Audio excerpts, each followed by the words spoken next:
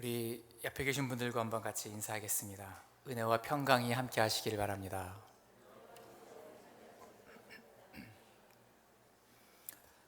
특별히 이 사도 바울이 그가 쓴 서신서를 보면은 모든 서신서에서 그 편지를 받을 대상을 향해서 인사를 하면서 시작을 하는데, 그 인사에 한 번도 빠짐없이 등장하는 단어가 있는데 그것이 바로 은혜와 평강이라는 단어입니다. 저는 이 사도 바울이 은혜와 평강이라는 이 단어를 참 좋아했고, 그리고 굉장히 중요하게 여겼다는 그런 생각을 했습니다. 우리 그리스도인들에게 있어서 이 은혜와 평강이라고 하는 단어는 우리 신앙의 어떤 여정을 자세하게 잘 보여주는 그런 단어라고 생각을 합니다. 우리가 그리스도인이 된 것, 구원을 받게 된 것, 은혜로 시작하는 것이죠. 그리스도인이 되는 것의 출발점은 은혜에서 시작합니다. 그리고 은혜를 받고 또 받고, 그 은혜가 부어지고 또 부어지고, 그래서 주님을 더 사랑하게 되고, 주님과 관계가 더 깊어지게 되고, 하나님께 더 가까이 나가게 되고, 그리고 하나님을 신뢰하게 되고, 모든 염려와 걱정과 근심이 다 사라지게 되고, 마지막에 우리에게 풍성하게 우리 가운데 찾아오는 것이 평강이죠. 그래서 은혜로 시작해서 쭉 우리의 신앙의 여정은 평강으로 계속 나아가는 그런 전체의 이 과정이 우리 신앙생활이 아닌가 한번 그런 생각을 해보았습니다. 우리 이러한 마음으로 다시 한번 옆에 계신 분들과 함께 인사하겠습니다. 하나님의 은혜와 평강이 함께 하시길 바랍니다.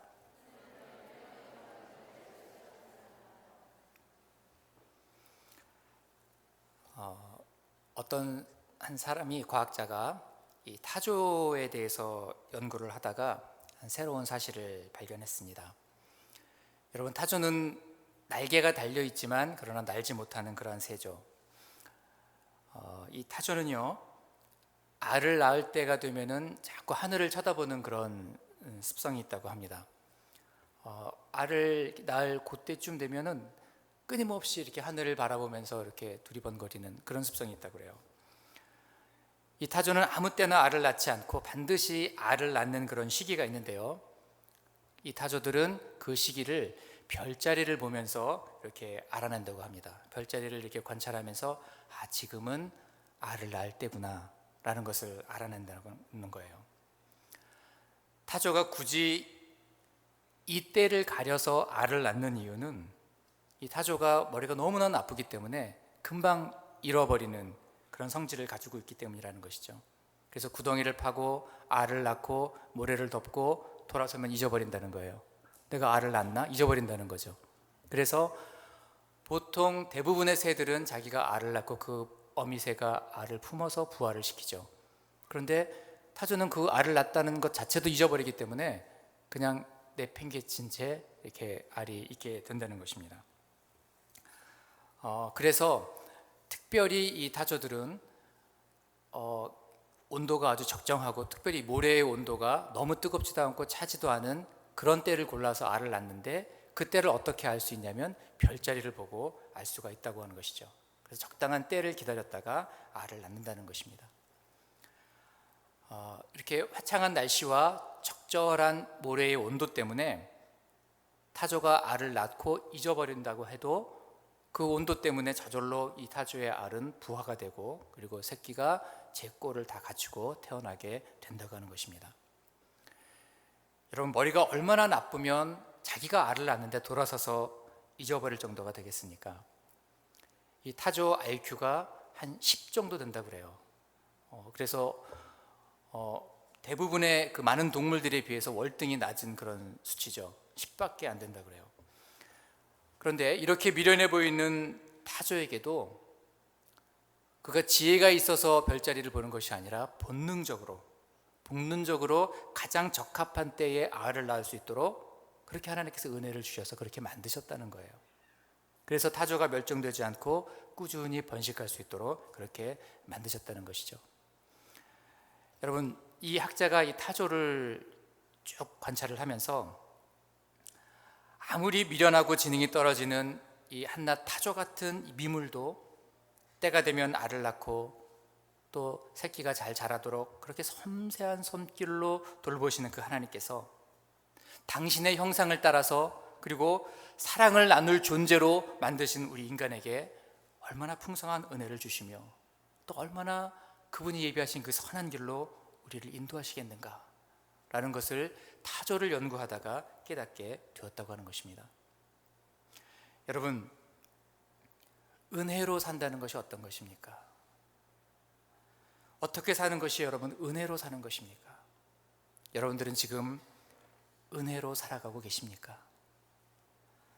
여러분, 은혜라고 하는 것은 크게 두 가지 아주 중요한 특징이 있습니다. 은혜라고 했을 때 그 단어 안에 아주 중요한 두 가지 특징이 있는데요. 첫 번째로 은혜라고 하는 것은 그 은혜를 받을 만한 자격이 없는 사람에게 주어지는 것이 은혜입니다. 마땅히 받을 만한 자에게 주어지는 것, 그것은 은혜가 아니라는 거예요. 그것은 그가 한 어떤 행위에 대한 적절한 보상일 뿐 은혜는 아니라고 하는 것이죠. 여러분, 오늘 성경 본문 8절에서 바울은 이렇게 말합니다.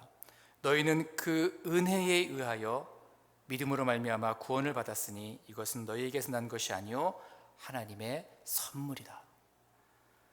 여러분, 우리가 하나님께로부터 받은 은혜 가운데서 가장 큰 은혜는 바로 이 구원을 받은 것인데요.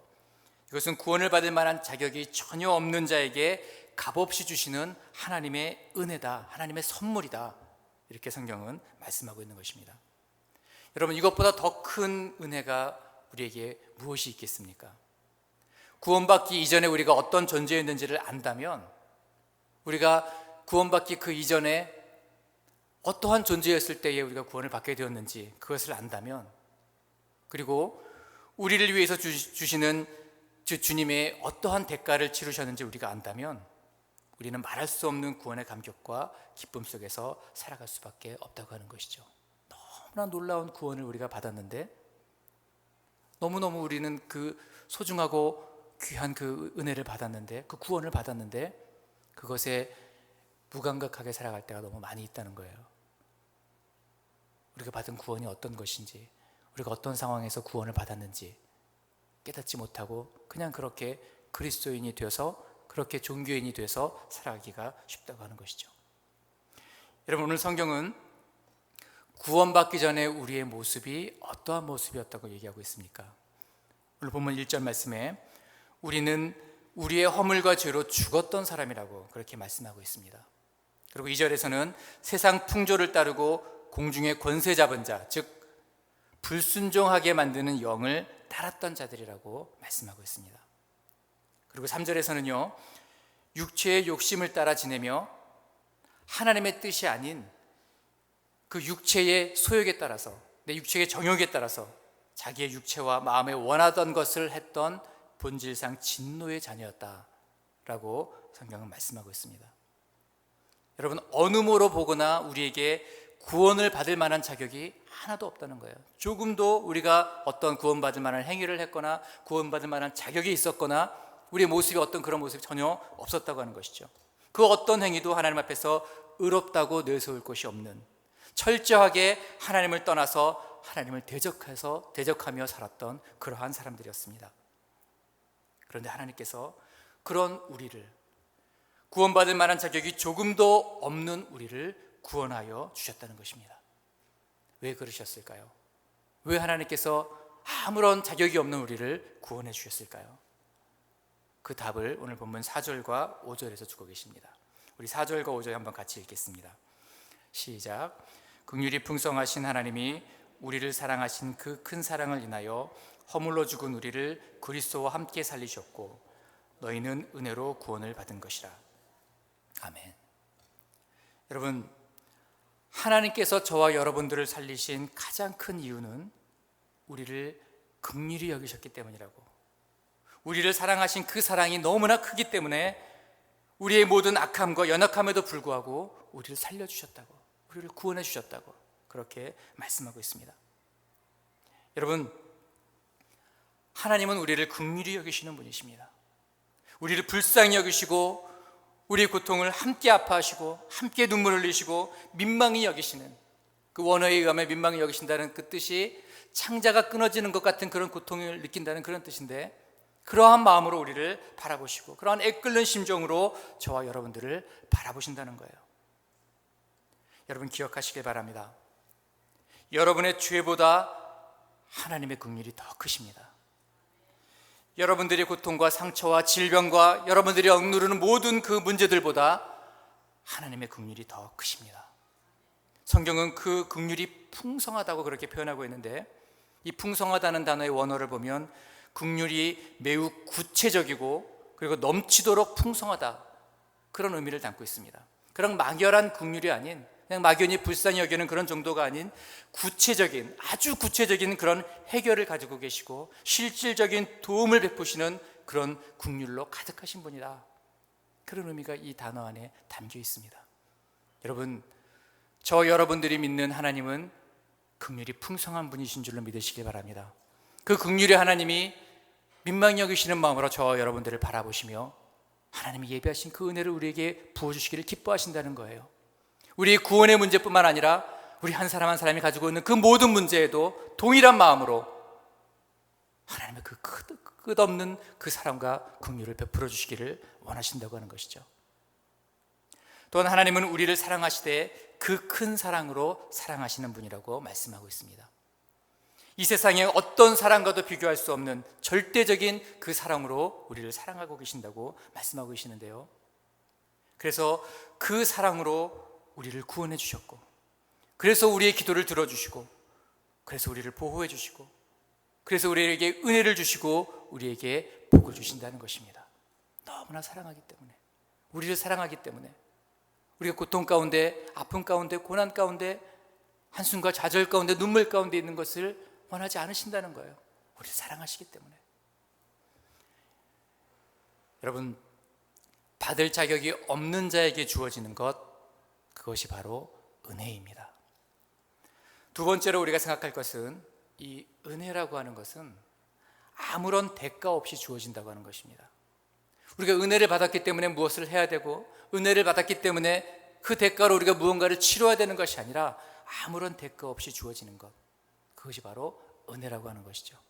그래서 우리가 구원을 말할 때 구원을 받았다 이렇게 표현을 합니다.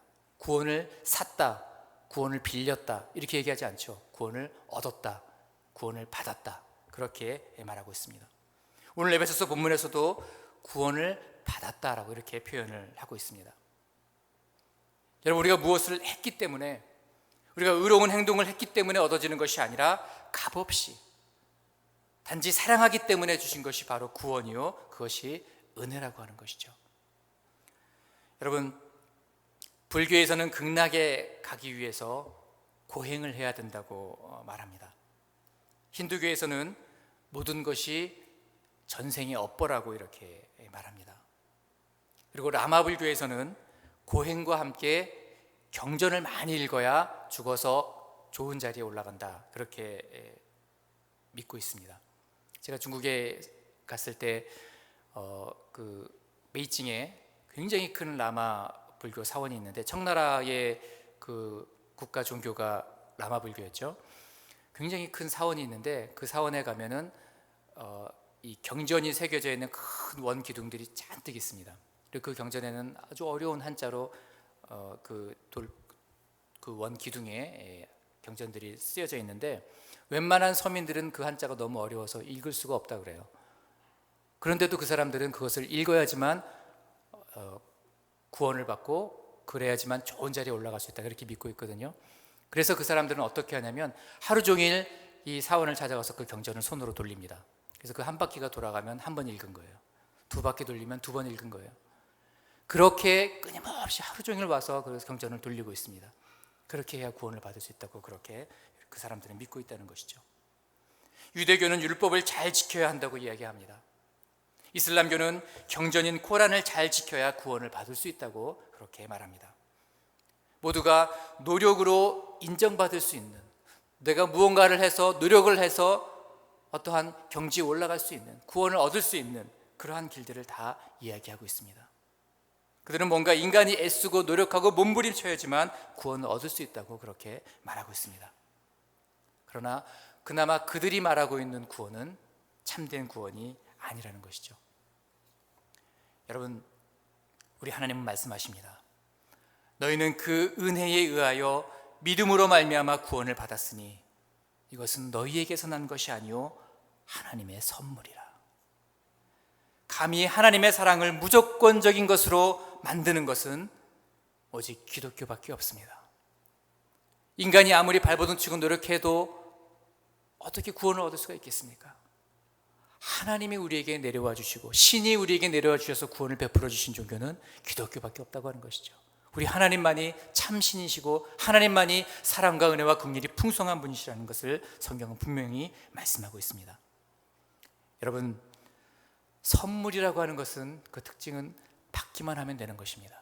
우리가 선물을 받았기 때문에 뭔가 대가를 지불하고 선물을 받았기 때문에 지갑을 꺼내서 돈을 지불하고 그것은 이미 선물이 아니죠. 그것을 사는 것입니다. 선물의 특징은 그냥 팔을 벌려서 받기만 하면 되는 것, 그러면 그냥 주어지는 것, 그것이 선물입니다. 여러분, 마찬가지로 우리가 마음을 열고 믿기만 하면 이 모든 선물, 이 모든 구원을 우리에게 주시겠다고 말씀하시는 것입니다. 이것이 바로 놀라운 하나님의 은혜라는 것이죠. 그래서 성경은 이것이 행위에서 난 것이 아니기 때문에 자랑할 것이 없다고 그렇게 말씀하고 있습니다. 구원받은 나를 자랑하지 말라고 그렇게 말씀하세요. 구원받은 나를 자랑할 것이 아니라 이 놀라운 구원을 베풀어 주신 하나님을 자랑해야 된다고 말씀하고 있어요. 그것이 간증이죠. 구원받은 나를 드러내는 것이 간증이 아니라 이렇게 연약하고 이렇게 부족하고 이렇게 죄인 중에 괴수였던 나에게 값없이 베풀으셨던 그 놀라운 하나님의 은혜를 자랑하는 것, 그것이 간증이라고 하는 것이죠. 여러분, 그분이 행하신 그 일을 말하고 하나님이 행하신 그 은혜를 찬양하는 것, 그것이 예배고 그것이 간증이고 그것이 우리 입술에서 울려 퍼지는 찬양이 되어야 하는 줄로 분명히 믿습니다. 그 은혜를 알지 못하는 사람에게 그 구원의 감격을 알려주는 것이 바로 전도라고 하는 것이죠. 여러분, 성경에서 말씀하고 있는 이 은혜의 논리는 이 세상에서 말하는 어떠한 경제의 논리로도 이해할 수 없는 것입니다. 어떠한 뛰어난 경제학자도 이해할 수 없고 설명할 수 없는 것이 바로 성경에 나와 있는 은혜의 논리입니다. 받을 수 없는 자에게 주는 것보다 받을 만한 자에게 주는 것이 세상의 이치이죠. 세상의 논리가 바로 그런 것이죠. 여러분, 받을 자격이 있다고 하는 것은 무언가 그 받을 만한 행동을 했다는 것을 의미하고, 그리고 그렇기 때문에 값없이 준다는 것 자체가 성립하지 않습니다. 존재할 수가 없습니다. 세상의 경제적인 이치로는 그렇습니다. 여러분, 때로 하나님의 은혜의 논리들은 우리가 전혀 이해할 수가 없고 우리가 전혀 받아들일 수 없는 것처럼 그렇게 들려질 때가 있습니다. 성경에 나와 있는 많은 은혜를 설명해 주는 예화들이 있는데 그 예화들만 보아도 우리는 그렇게 생각할 수밖에 없습니다. 여러분, 누가복음 15장에 한 마리의 잃어버린 양을 찾겠다고 99마리의 양떼를 그냥 두고 어둠 속으로 뛰어드는 목자의 이야기가 등장하고 있습니다. 여러분, 이 목자는 정말 어떤 고귀한 정신을 가진 그러한 사람인 것이 분명합니다. 그렇지만 그 이면의 계산법을 생각해 보면 정말 우리가 이해할 수 없는 부분이 등장을 합니다. 예수님은 이 비유에서 이 목자가 99마리의 양을 그대로 들에 두고 갔다, 양 우리에다가 잘 모셔두고 간 것이 아니라 그냥 들에 놓고 이렇게 한 마리 양을 찾으러 떠났다, 그렇게 말씀하고 있습니다. 여러분, 남아있는 이 99마리의 양이 들에 그냥 남아있는데 이 가축을 훔쳐가는 도둑이 올 수도 있고 또 늑대나 아니면 다른 야생 짐승들이 찾아올 수도 있고요. 그리고 밖으로 뛰쳐나가기를 좋아하는 어떤 이 야생적인 양의 그 특성상, 그 욕구상 너무나 많은 어려운 그런 환경 가운데, 위험 가운데 노출되어 있다고 하는 것입니다. 한 마리의 잃어버린 양을 찾아서 이 목자가 돌아왔을 때 한 20마리 정도가 없어져 버리고 한 10마리는 찢겨져서 피를 흘리고 있고, 여러분, 이렇게 된다면 그때 목자는 어떻게 해야 되겠습니까? 어떻게 이것을 우리가 경제적으로 세상의 이치로 이것을 이해할 수가 있겠습니까? 마태복음 20장에 나오는 포도원 품꾼의 비유도 그렇습니다. 해뜰 무렵에 와서 하루 종일 땀을 흘리고 일한 사람이나 점심에 온 사람이나 아니면 문 닫기 1시간 전에 온 사람이나 똑같은 일당을 지급받습니다. 뙤약볕 아래서 12시간 동안 꼬박 일했던 충성파나 1시간 전에 겨우 와서 그냥 설렁설렁 일했던 사람이나 똑같은 일당을 받는다는 것. 여러분, 그것은 다른 그 일꾼들에게 동기부여가 되지 않을 뿐더러 아마 지금 이런 일들이 일어났다면 노조가 들고 일어났을 거예요. 수를 한다면 아마 많은 그 배상을 해줘야 될지도 몰라요. 세상의 이치로는 이해할 수가 없는 그러한 일들이죠. 여러분, 하나님은 성실한 에서 대신에 교활한 야곱을 선택하셨습니다. 뛰어난 다른 형제들을 다 제쳐놓고 꼬마 목동 다윗을 왕으로 세우셨습니다. 다윗의 많은 아들 중에서 불륜관계의 열매인 솔로몬에게 탁월한 지혜와 은사를 주셨고 그의 왕위를 계승하도록 하셨습니다. 여러분, 하나님께서 하시는 일들을 보면 도저히 우리의 머리로는 이해할 수 없는 일들이 너무나 많이 있다고 하는 거예요. 어떻게 이런 일들이 성경에서 일어날 수 있을까? 왜 하나님은 이런 일들을 이렇게 베풀어 주고 계시는 것일까? 어떠한 사람이 봐도 이것은 이해가 되지 않는 불공평한 그런 처사라고 생각할 수밖에 없다는 것이죠. 그런데 여러분, 한 가지 분명한 사실은요, 이 모든 비유를 접하는 그리스도인들이 자신을 잃어버린 한 마리 양이 아닌 99마리 중에 한 마리라고 생각하고, 그리고 자신을 해질 무렵에 겨우 끼어든 품꾼이 아니라 온종일 고생했던 자들과 그런 사람들과 동일시하는 그런 경향이 있다고 하는 것입니다. 나는 돌아온 탕자가 아니라 계속해서 늘 아버지 옆에 있었던 맏아들이라고 생각하는 그런 경향이 우리 가운데 있다고 하는 거예요. 그렇기 때문에 이 모든 이야기들을 들을 때마다 마음이 불편해지고 불공평한 이야기라고 그렇게 보일 수밖에 없다고 하는 것이죠. 여러분, 내가 만약에 바로 그 잃어버린 한 마리 양이었는데 나를 위해서 아홉 마리의 양을 버려두고 찾아오셨다면, 여러분, 그건 감격할 수밖에 없지 않겠습니까? 그것이 은혜라고 하는 거예요. 나는 겨우 1시간도 안 되는 거 설렁설렁 일했을 뿐인데 하루 종일 일한 사람과 똑같은 임금을 주시면서 잘했다고 칭찬해 주시고 격려해 주시고 수고했다고 그렇게 등 두들겨 주시는 것, 그것이 바로 은혜라고 하는 것이죠. 주님은 우리에게 그렇게 대해 주신다고 하는 거예요. 여러분, 하나님의 은혜가 우리에게 부어졌습니다. 공의의 하나님께서 이 모든 불평을 다 감수하시면서 모든 질서를 다 깨트리시고 모든 비난의 화살을 다 감수하시면서까지 나를 구원하기를 원하셨다는, 우리는 그 사실에 집중해야 한다고 하는 것입니다. 나를 위해서 이런 은혜를 베풀어 주셨다는 것, 다른 사람이 아닌, 다른 누군가가 아닌 나를 위해서, 나 때문에 이렇게 십자가 못 박혀 피를 흘리셨다니, 우리는 나에게 주셨던 그 은혜에 집중할 필요가 있다고 하는 것입니다. 지금 내가 죽을 위기에서 살아났는데, 내가 죽음의 문턱까지 갔다가 살아났는데, 아니 왜 불공평하게 나를 구했습니까? 99마리 양은 어떻게 하시고 나에게 왔습니까? 여러분, 이렇게 얘기할 사람이 있겠습니까? 그 은혜 앞에서 우리는 눈물을 흘리며 무릎을 꿇고 그 주님 발 앞에 입을 맞추며 엎드릴 수밖에 없지 않겠습니까? 여러분, 은혜라고 하는 것은 하루의 품삯처럼 계산할 수 있는 것이 아니고 1등이냐 아니면 꼴등이냐 그런 것을 따지지 않습니다. 은혜는 산수도 아니고 수학도 아니고 어떠한 회계의 원리도 적용되지 않으며, 은혜는 주파나를 튕기는 그러한 성질의 것이 아니라는 것입니다. 사랑하는 성도 여러분, 우리는 하나님의 은혜를 받은 사람들입니다. 그런데요, 그 놀라운 은혜를 받았는데요, 그 은혜를 받은 것과 그 은혜를 누리며 사는 것은 조금 다른 이야기입니다. 저는 여기 계신 여러분 모두가 다 분명하게 은혜를 받은 사람이 있는 줄로 믿습니다. 그러나 그렇다고 해서 모든 분들이 다 은혜를 누리고 있지는 않을 수도 있다고 하는 것입니다. 여러분, 우리는 매주 은혜의 말씀을 들으면서 두 가지의 반응을 보입니다. 한 주 동안 은혜와 상관없는 그런 삶을 살던가, 아니면 그 은혜에 대한 어떤 대가를 치르려는 부담감과 의무감과 그런 것들로 인해서 몸부림치면서 신앙생활을 하기가 쉽습니다. 여러분, 은혜는 대가를 지불하는 것이 아니라 누리는 것입니다. 뭔가 대가를 지불하라고 우리에게 은혜를 주신 것이 아니라 은혜를 받아 누리라고 우리에게 주셨다고 하는 거예요. 여러분, 값없이 주신 그 놀라운 은혜를 마음껏 누리시기를 바랍니다.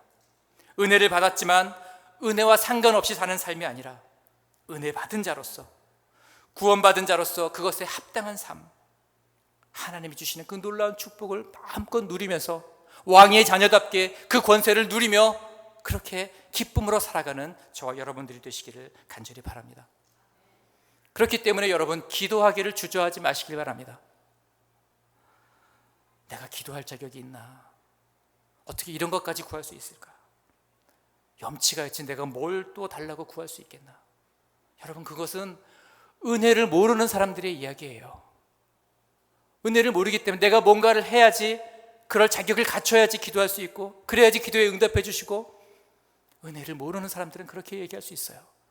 그러나 은혜를 맛보아 아는 사람은 아무것도 염려하지 않고 이 모든 것을 하나님께 구하는 그런 믿음이 있을 수밖에 없다고 하는 것입니다.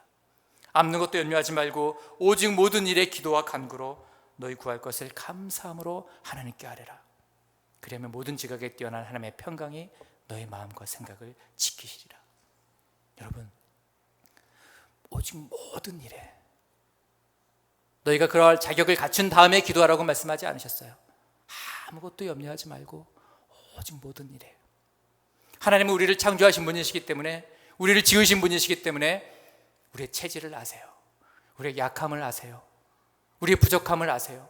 우리가 완벽할 수 없고, 우리가 먹었던 것을 다시, 토한 것을 다시 먹는 개처럼, 다시 그 더러운 구덩이로 들어가는 돼지처럼 다시 또 그것을 반복하고 반복하는 그런 연약한 자라는 것을 하나님 너무나 잘 아세요.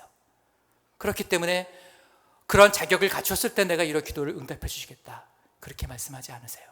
모든 것을 구하라고 말씀하고 있습니다.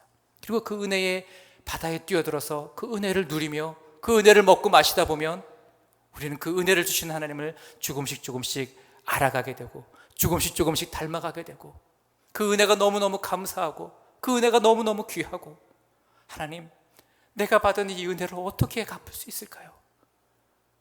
그 은혜 때문에 내가 감당할 수 없는 그런 헌신이 내 안에 흘러나오게 될 수밖에 없다고 하는 것이죠. 그것이 은혜의 본질이라는 것을 여러분 기억하시기를 바랍니다. 구원의 은혜를 주신 하나님이 매일매일 우리의 삶 가운데에 더 많은 은혜를 부어주시기를 기뻐하시는 분이심을 여러분 믿으시기를 바랍니다. 여러분, 반드시 기억하십시오. 내가 최선의 모습이 아니라 최악의 모습일 때 하나님의 사랑이 나를 찾아오셨다는 것과, 그리고 그 놀라운 은혜가 나 같은 죄인을 살리셨다는 것입니다. 나의 나 된 것은 오로지 전적인 하나님의 은혜입니다. 은혜를 받아 누리며 날마다 기쁨과 감격 가운데 살아가고 그 은혜를 증거하는, 승리하는 삶이 되시기를 주님의 이름으로 축원합니다.